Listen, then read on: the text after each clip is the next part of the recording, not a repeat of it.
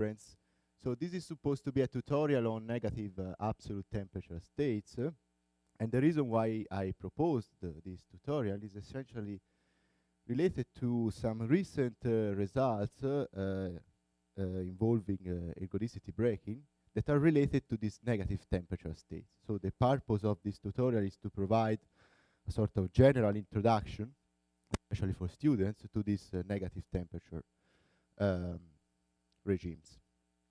So here is a brief outlook of what I'm going to discuss. I will focus first on the physical meaning of negative temperatures.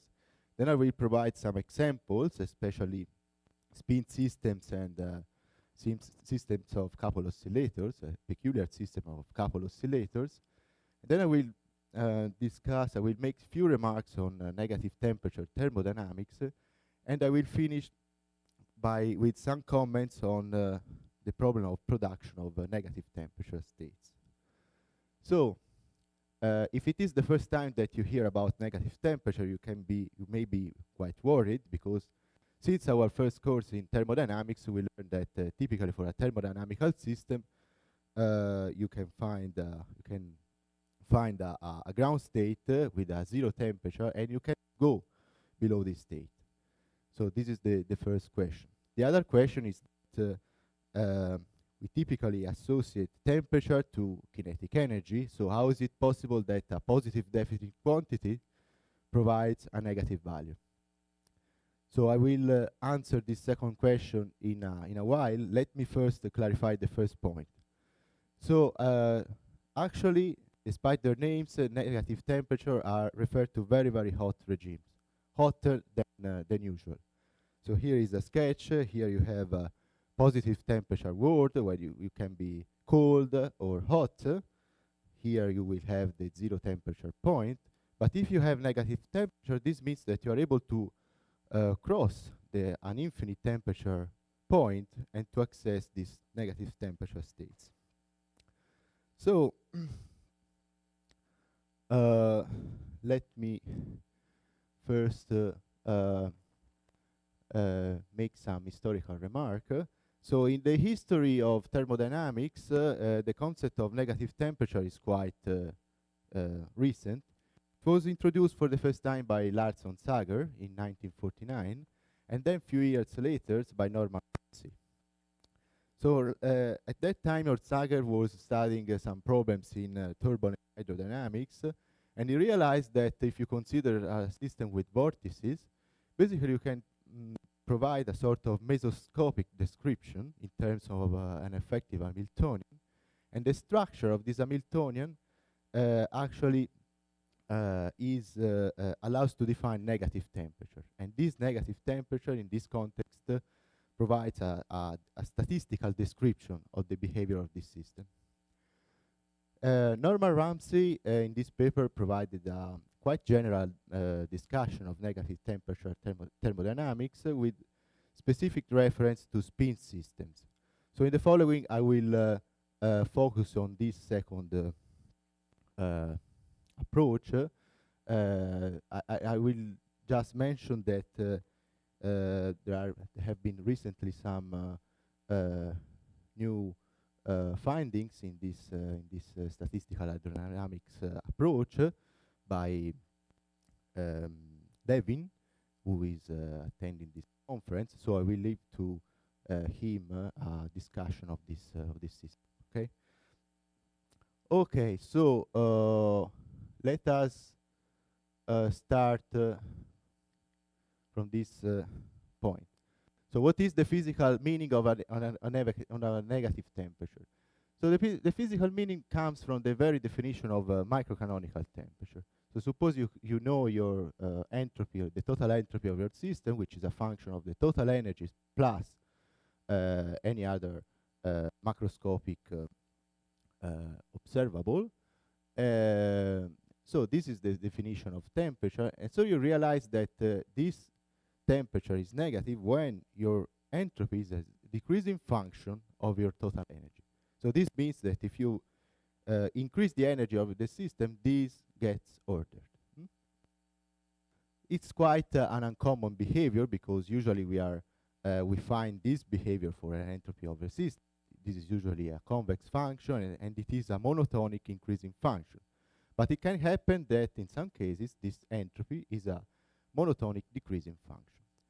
So it turns out that one of the best known model in statistical mechanics, the Ising model, allows negative temperature. Let us give a look to the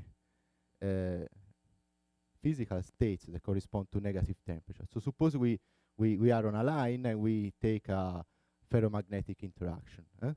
So we start on the ground state where all these spins are aligned, and suppose now you want to increase the energy. If you increase the energy, typically you increase the disorder of the system. And you will find a maximum disorder state where basically your spins are completely uncorrelated. The point is that you can even increase the energy of the system, and you enter, in this case, the negative temperature regime. Typically, in this region, you have, on average, an anti-parallel order between spins. So this is exactly the behavior of this entropy function. You start from the ground state. Here you have the infinite temperature point. Then you enter the negative temperature regime. And here you have the maximum energy state that corresponds to this kind of anti-parallel order. So let us now discuss the... So actually, Ramsey identified 3 essential requirements for a system to be capable of negative temperatures. So these are the 3 points. So, okay, point number 1, if of course the system has to be in thermodynamical equilibrium. Otherwise, the concept of temperature is not defined.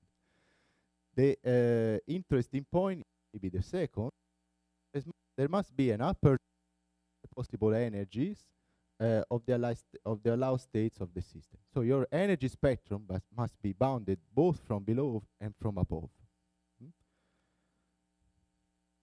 Third point, the system must be thermally isolated from all systems that do not satisfy both the above conditions. We will discuss this third point later. But here we can notice that for instance, consider a standard system where you have a potential energy plus a kinetic energy. The kinetic operator is not bounded. So this means that if you consider this class of system, you never observe negative temperatures. Okay. So, sorry. Let us consider in more detail an example that was treated in Ramsey's paper, which is again a spin system, which is now paramagnetic. So consider a 3/2 paramagnetic system. You have n spins, and in general you can write your Hamiltonian in this way. You have a sum over independent terms that each of which consists of 4 equispaced levels. The levels corresponding to this 3/2 system, plus an interaction term. So if this interaction term is small with respect to the total energy, you can imagine to neglect it. And in this case, with only this part, of course, you can compute everything. You can compute all the partition function, you can compute entropy, everything. And this is indeed the entropy that you get for this system. Again, you see that there is a non-monotonic shape, and the reason why Ramsey was interested in this kind of system is actually that a few years before, he, Pound and Purcell, made some experiments with nuclear magnetic resonance. And so basically these results refer to a system of lithium fluoride. Basically, they started from a positive temperature state. Here we are plotting the magnetization. They inverted the direction of the external field by creating a negative temperature state. This point will be clear in a while. And so they observed that, of course, the system relaxes to positive temperature state, but this relaxation is very slow, so that in principle you can um, uh, use the concept of negative temperatures for this situation. Here are a few remarks. Indeed, they estimated that the typical relaxation time to reach equilibrium for this kind of system with 1,000 of spins was around 10 to minus 1 seconds, but the typical dissipation time, that is also usually referred to T1, was much longer, 10 minutes. So this allows to speak about our temperature. Okay, so this was the original experiment. Actually, so spin systems are not the only class of systems where you can find negative temperature. There have been recent experiments with ultra-cold atoms. So in this case, we consider Bose Einstein Condensates that evolved in optical lattices. So here is a one-dimensional realization. Basically, in this experiment, they consider a two-dimensional setup like this. And for this system, the reference model is the Bose-Hubbard Hamiltonian, which is now a quantum operator. And notice that there is also another quantum number that is associated to the conservation of total number of particles. So here are the results. So basically, in this experiment, it was measured the equilibrium distribution in momentum space, and these people were able to distinguish that a situation that corresponds to a positive temperature from a situation where you have negative temperature, and that corresponds to a sort of inversion of population. What does it mean, this? It means that the energy levels, the higher energy levels in your spectrum are more populated than the lower energy one. Okay, so this is another example. At this point, I will also mention that there is a related model, that is the discrete nonlinear Schrödinger equation, that actually displays negative temperatures. So here I'm now considering this dynamical system. It is a classical one, so Zn are classical amplitudes. These are classical equations. And you can derive this equation from the Bose-Hubbard model in a mean field limit. There are some derivation. And this will be actually the subject of my next talk. So I will show you more in detail what are the properties of the negative temperature space in this model. But now I would like to discuss the following point. So this equation is generated by this Hamiltonian through the standard Hamilton equations. And if you look at this Hamiltonian, basically there is no information about the boundedness of the spectrum. Actually here we have to consider the existence of a second conserved quantity, that is the total number of particles, which is basically the total norm of the wave function. And if you now impose this constraint, which is correspond to a compact manifold, you basically realize that you automatically produce a maximum energy state and a minimum energy state. So this is another possible way for observing producing negative temperature. So to impose constraints on Hamiltonian. Indeed, this is the phase diagram as was derived by Rasmussen and co-workers. So this diagram is two-dimensional because you have two conserved quantities. So here I'm average energy density with versus average mass density. Okay, so that one point in this diagram represents an equilibrium hemodynamic point. So in this diagram, basically you can identify the ground state, that is this blue curve, and an infinite temperature line, that is this red one. So the white region here corresponds to standard positive temperature, but again, you see that there is this green region that corresponds to negative temperature states. And I will show you next in my next talk that the dynamics, the dynamical properties here are very peculiar. Okay.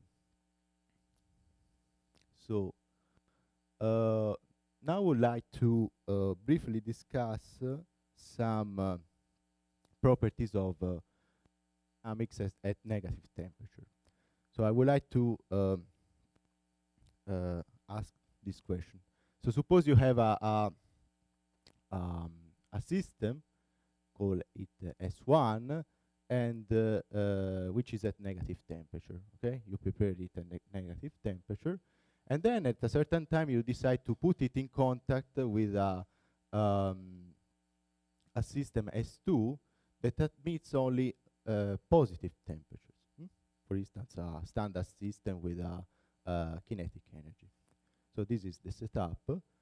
So what happens? Of course, the global system will equilibrate. The question is, what do you expect about the sign of the final temperature?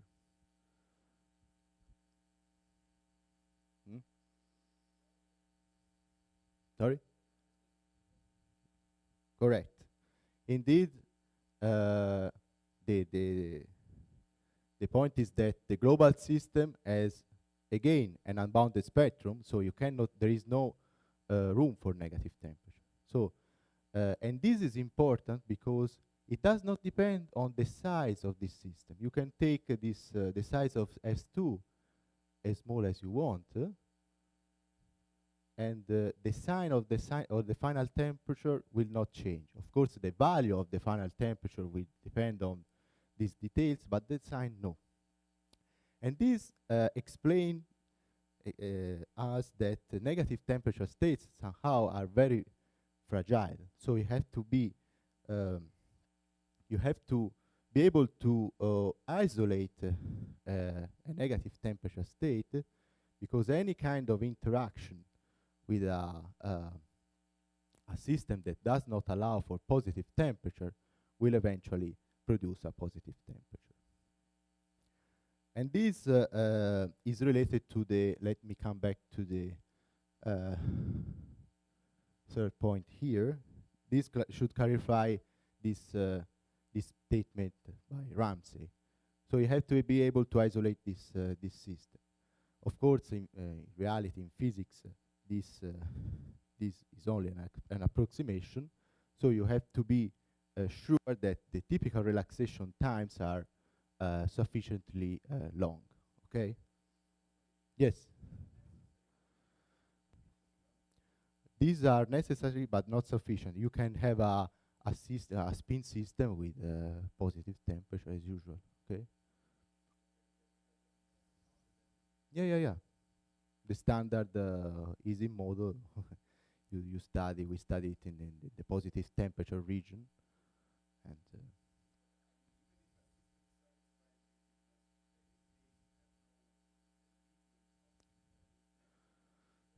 no, I would say, so basically if you have an upper bound for energy, typically the degeneracy, so suppose that the degeneracy of this of this state is 1. You have just one state, so the associated entropy is 0, and so you have to interpolate a positive entropy with 0 entropy. Necessarily you have to go down. That's the point. Okay. Here we are. Here are some simulation that actually shows you this relaxation dynamics. So here I was considering a discrete nonlinear Schrödinger equation that was coupled to two Fermi-Pasta-Ulam chains that in turn were coupled to external heat paths. Okay. So what I did was to initialize the DNLS equation at negative temperature and to put it in contact with this Fermi-Pasta-Ulam chain. By the way, Fermi-Pasta-Ulam chain has standard kinetic energy. For sure, you will never observe negative temperatures. Okay, so here is the temperature of this street system as a function of time. The blue is the DNLS temperature. The red and green lines are referred to Fermi-Pasta-Ulam chain. And then I set the reservoir temperature to 1. Okay, so you see that FPU chains converge to temperature 1. But here it's nice because you start from negative temperature, then you have to cross the infinite temperature line. You see this sort of jump, and then you finally converge to temperature 1. So this jump actually is not related to some kind of instability or transition. It's just a matter of the observable that you choose to characterize the state of the system. Suppose instead of temperature, I take the inverse temperature, beta. Of course, when you cross this, you pass through 0, so you never observe a divergence. So, yes. Yes, that's the next slide. Okay. Okay, so the question is about thermometers. And so actually, if you do such kind of simulation, the problem is how you get the correct function that allows you to measure. So here I refer explicitly to the discrete nonlinear Schrödinger equation that has these two conserved quantities. So suppose you fix your Hamiltonian function to some value E, and the total mass A to some value C. Okay. Then I consider this microcanonical definition of temperature, where entropy here depends on 2 parameters, and I have to perform the derivative with respect to the energy E. Okay, keeping fixed the other quantity. The point is that here you have to write explicitly the definition of entropy in terms of this integral over the phase space, where you have imposed the two constraints. And here, actually, you have to, typical approach was first introduced by Rugg. So basically, when you are here, you can use some techniques of differential geometry, and that allows you to explicitly compute this derivative with respect to energy. So the derivation is quite complicated, but in the end, you end up with this object. So you write your microcanonical temperature in terms of a phase average of a certain observable. And this observable is explicit. I didn't write it here because it's very, very complicated. What you find is that this observable is not positive definite. And indeed, if you perform the simulation of the previous slide, you find you can measure a negative temperature. Okay. This derivation for the discrete nonlinear Schrödinger equation was explicitly done by Roberto Franzosi in this paper.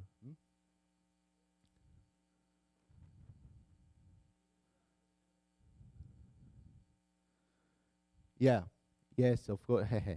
In that case, I was performing time averages. Okay. So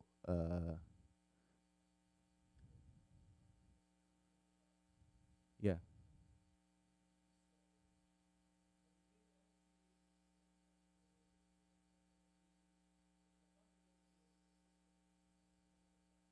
But I mean, this is a definition that does. Yeah. Yeah. Here you have to suppose that there is equivalence of ensembles, basically.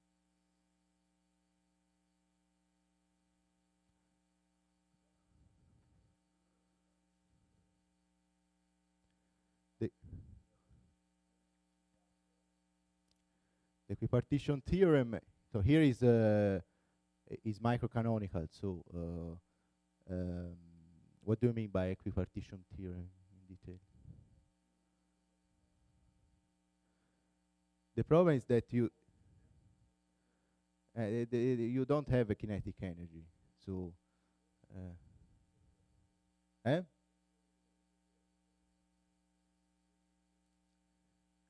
basically, you have to compute this. You have to be able to compute this. This is basically the measure of the hypersurface where the system evolves in microcanonical condition, where you fix your energy and your total mass. Okay, and then from here, I didn't present the calculation. It's basically mathematics. So here you start from a derivative of this object.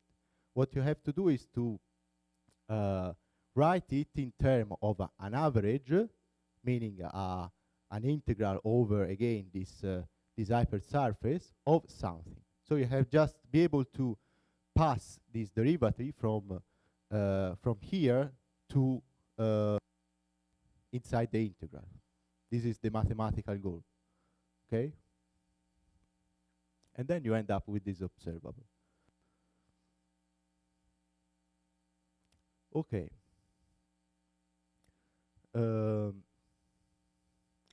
Okay, so here we'd like to discuss fundamental symmetry that is related to these negative temperature states, because, you know, suppose I take an Hamiltonian and I change its sign. So I go from H to minus H. So you can realize that this corresponds to, again, a change of the sign of temperature. Moreover, this operation basically is related to time reversal. You are reversing the time evolution. So you can understand this symmetry if you consider, for instance, this equilibrium Boltzmann weight. So suppose we are at positive temperature. Okay, you have H, you have a positive temperature. So if I perform a time reversal, I get minus H. But this must not change the microscopic properties of the system. I'm just reversing the evolution in time. So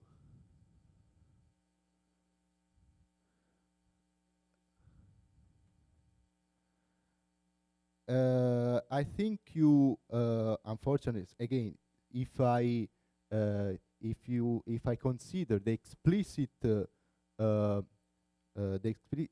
explicit definition here, you should be probably able to prove that if you change the signs of the Hamiltonian, this is a function that depends on the Hamiltonian and its derivative.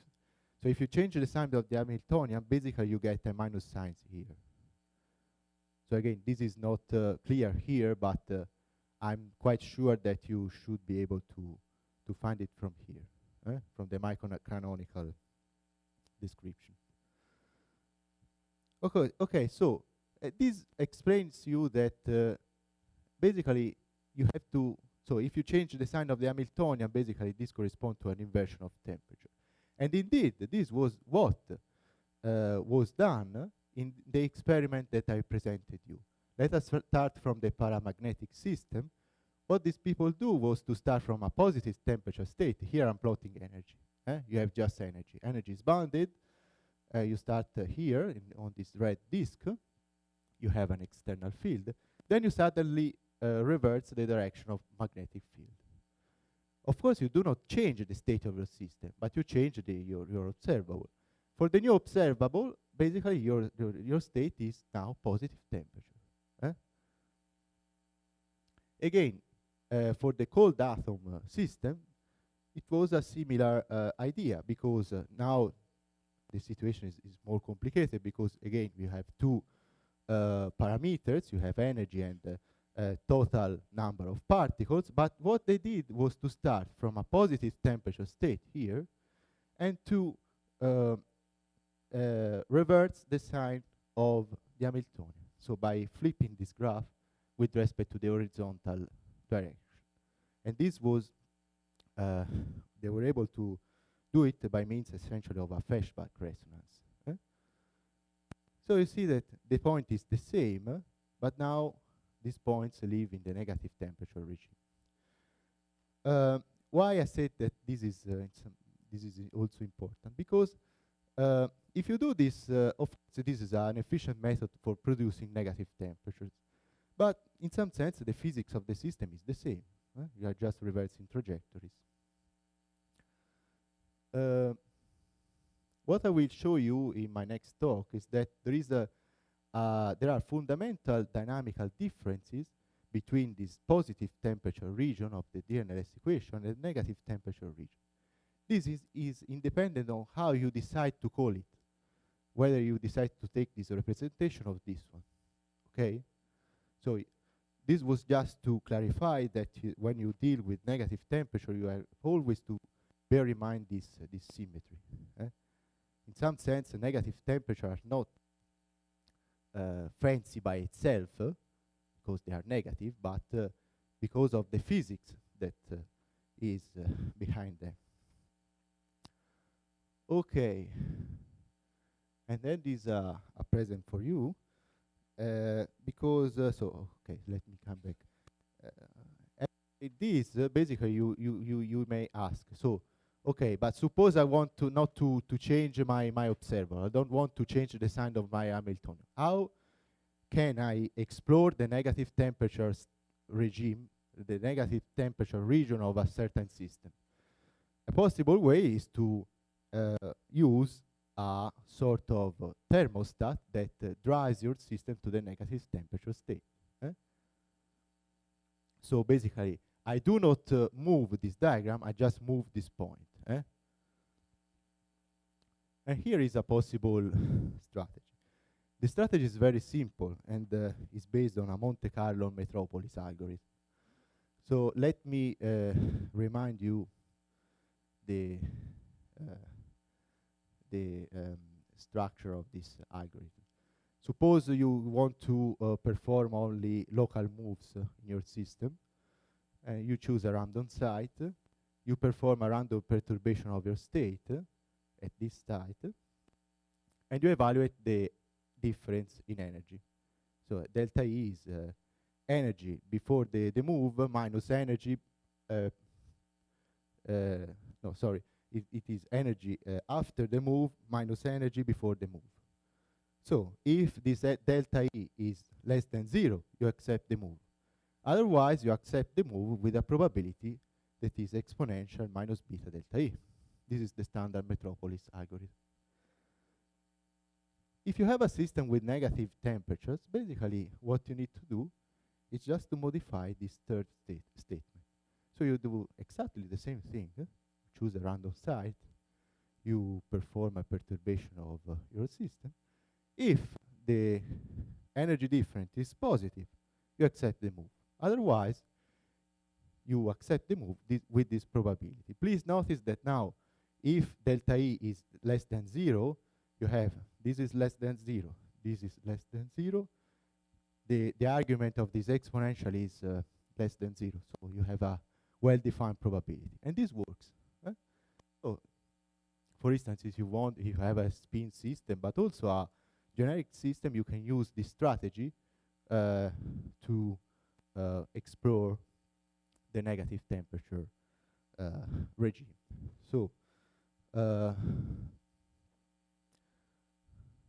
here is our recent an overview of the recent literature dealing with negative temperature states. So of course it's not exhaustive, but I identified 4 points. So the first point is on the dispute between Gibbs and Boltzmann entropy. So since I have some time, maybe I will say something later. So this story basically started with this paper by Duncan and Hilbert that pointed out that if you consider, so up to now we have always considered the definition of entropy um, in terms of a measure of a surface. But you know that there is also the volume definition of entropy, where you integrate over volumes.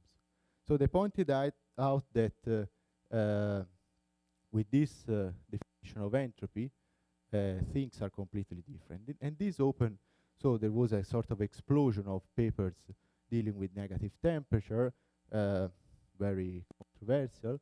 And so here is a possible reference that tries to clarify this issue.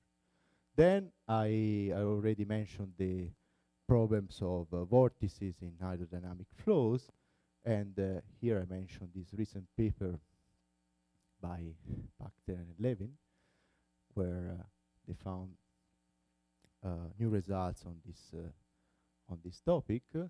Then I also mentioned this field that is related to Fokker-Planck and Langevin formulations of for negative temperature systems.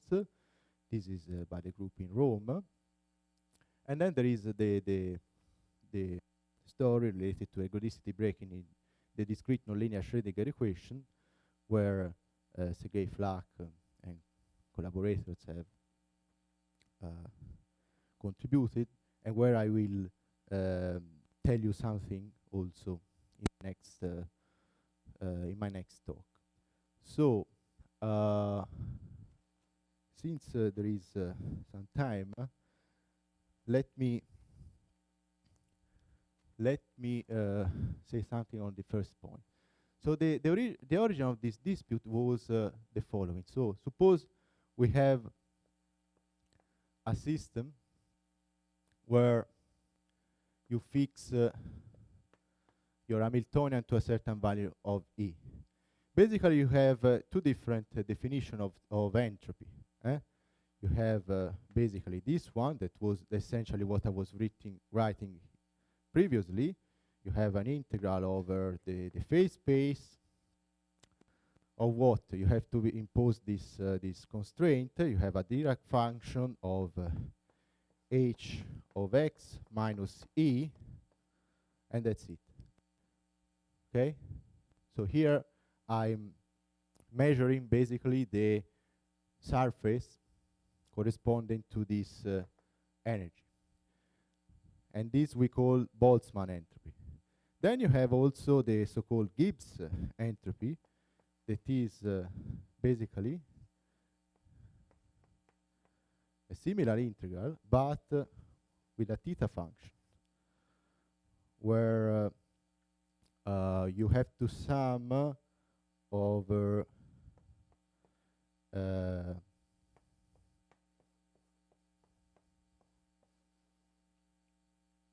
states that have an energy less than E. Okay? So these two definitions of entropy, usually they are equivalent in the thermodynamical limit. But it turns out that for negative temperature states, they are not equivalent. Let me show you what happens if you consider the paramagnetic system. So I showed you that for the Ramsey system, here you have E, here you have S, and this S actually was the Boltzmann entropy. And the Boltzmann entropy was something like this. You have a maximum here, and then you go down. Here you have minimum energy, here you have maximum energy. But if you now consider the so-called Gibbs entropy, you see that for positive temperature, of course, you have equivalence. But as soon as you cross this E equals 0 state, basically your Gibbs entropy is constant.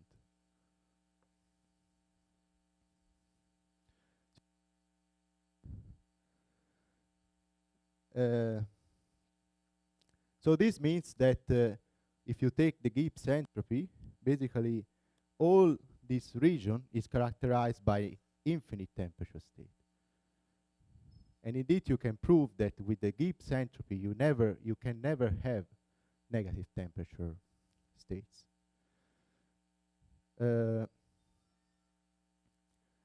So this was the origin of this discussion, and you may understand why you get this result, because so suppose here you report as a function of energy the measure of these energy shells. So you start from minimum energy, then you go to maximum energy. So at the beginning, the size of this minimum energy shell was almost 0. Then you increase, then you will get the biggest energy shell, that is the E equals 0, and then you will decrease again.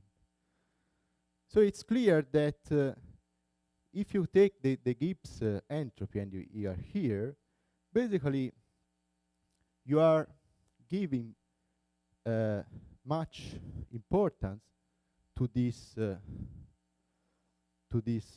biggest shell. And it turns out that in the thermodynamic limit, the size of this shell is exponentially bigger than the others. So that's why basically you see only the infinite temperature state.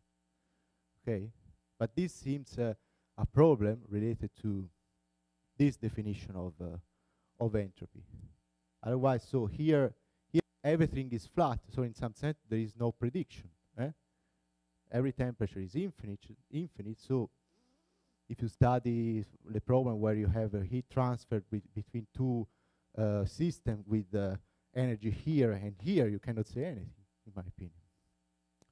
So, okay. I think I will stop here. Yes, please.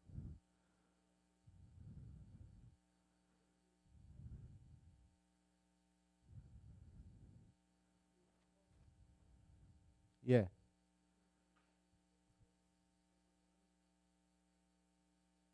Mm.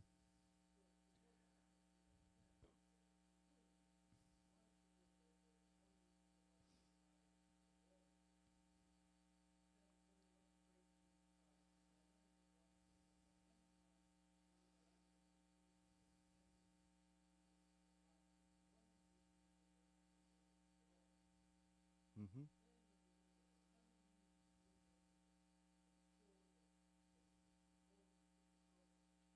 Yeah, yeah.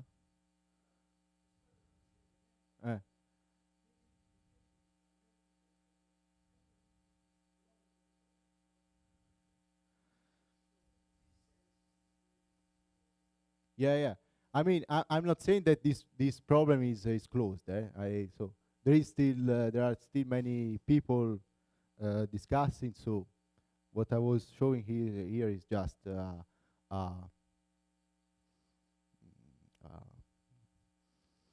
point of this dispute.